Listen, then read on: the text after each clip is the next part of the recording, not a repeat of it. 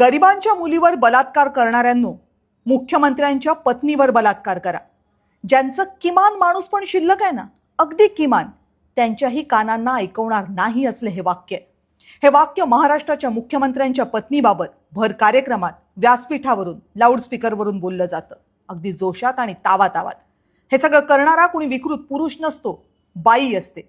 भंडारा जिल्ह्यातल्या शहापूरमध्ये 13 जानेवारीला भीम मेळाव्याचं आयोजन करण्यात आलं होतं. विद्रोही चळवळीतील गायिका अशी ओळख असलेल्या अंजली भारती तिथं गात होत्या. राज्यातल्या लहान मुलींवर होणाऱ्या बलात्कारासारख्या संवेदनशील विषयावर त्या बोलत होत्या. सरकारच्या निष्क्रियतेबद्दल राग होता.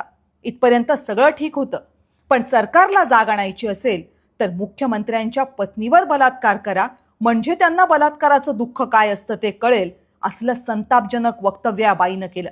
ते सांगताना तिनं मुख्यमंत्र्यांच्या पत्नीचं जे वर्णन केलं, ज्या शब्दात केलं, जे हावभाव करून केलं, ते कोणत्याही महिलेचा अपमान करण्याच्या सगळ्या मर्यादा ओलांडणारं होतं. पण या कार्यक्रमामधली संतापजनक बाब फक्त एवढीच नव्हती. जेव्हा अंजली भारती या नीचतेच्या सगळ्या पातळ्या ओलांडत होती, तेव्हा तिथं समोर बसलेले लोक काय करत होते? ते अंजली भारतीच्या या वक्तव्यांवर टाळ्या वाजवत होते आणि यातले काही महाभाग समोर येऊन या बाईवर पैसे उधळत होते. कोण होती ही सगळी माणसं? महान व्यक्तीच्या विचारसरणीचा अनुयायी होणं कदाचित सोपं असेल, पण प्रत्येकाला त्या विचारांचं अनुकरण करता येईलच याची खात्री नसते. हे सत्य ढळढळीतपणे सांगणारी ही माणसं होती. मुळात बलात्कार हा शब्दच शिसारी आणणार आहे.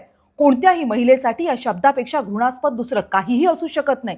म्हणून हे वाक्य कुणाबाबत केलंय यावरून या वक्तव्याचं मोजमाप कराल ना, तर तुम्हीही त्या अंजली भारतीपेक्षा वेगळे नाही एवढं लक्षात ठेवा.